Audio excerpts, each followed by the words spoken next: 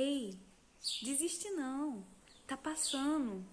Logo a gente vai estar junto de novo. Então vamos corrigir as atividades da segunda semana? Vem comigo.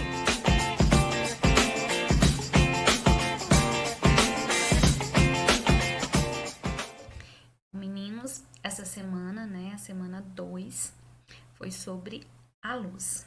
Então, só lembrando, a luz é um exemplo de uma onda eletromagnética.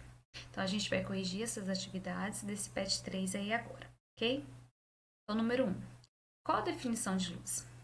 Luz é energia radiante capaz de sensibilizar os nossos olhos, ou seja, né, qualquer radiação de onda eletromagnética cuja frequência ela se situa entre o vermelho, a partir do vermelho até o violeta, ou seja, né, fica entre o infra e o ultravioleta.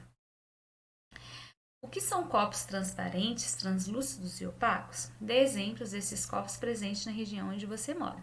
Então, os corpos, né, como a gente viu lá na matéria, lá no, né, quando a gente começou a iniciar a diferença de matéria, de corpos, de objetos, a gente sabe que os corpos eles podem ser transparentes, ou seja, né, eles permitem total propagação da luz, passagem da luz. Então, exemplo, a gente tem o ar, uma água bem limpa, um vidro bem transparente, tá? Os meios translúcidos, eles permitem a passagem parcial da luz. Então, exemplo, um vidro fosco, uma água quando não está tão clarinha, tá? E os meios opacos, eles não permitem a passagem da luz. Então, uma parede, uma pessoa, são exemplos de meios opacos. 3. Descreva com as suas próprias palavras o princípio da propagação retilínea da luz. Então, a luz, ela sempre se propaga num meio homogêneo e transparente, né? Ela consegue passar totalmente, em linha reta, tá? Então, ela sempre vai em linha reta no meio translúcido e transparente e homogêneo. 4. Descreva com as suas próprias palavras o princípio da independência dos raios de luz. Então, os raios de luz eles são independentes, tá?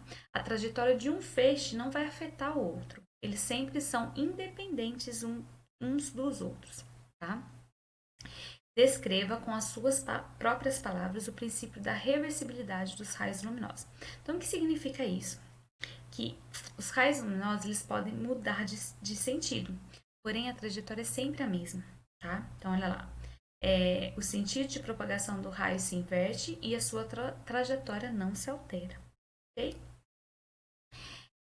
Seguindo, que característica da luz torna possível a formação de sombras? Então, por se propagar em linha reta, tá, gente? Esse princípio aí é que faz com que ocorram as sombras, e sempre num corpo opaco, tá? Em que a luz não consegue passar. 7. Diferencie sombra projetada de penumbra. Então, a sombra projetada ou a umbra é a região da escuridão total, tá? No meio opaco. Já a região de escuridão parcial é a penumbra, ou seja, né? Onde forma uma sombra parcial, assim, ao redor da umbra da escuridão total. Explique eclipse lunar e eclipse solar. Então, o eclipse, quando a gente fala em eclipse, a gente sempre está falando do Sol, da Lua e da Terra, tá? Nas posições em que elas vão estar aí. Quando é o eclipse lunar, significa que a Lua ela fica coberta pela sombra da Terra. Então, é como se tivesse o Sol, a Terra e a Lua.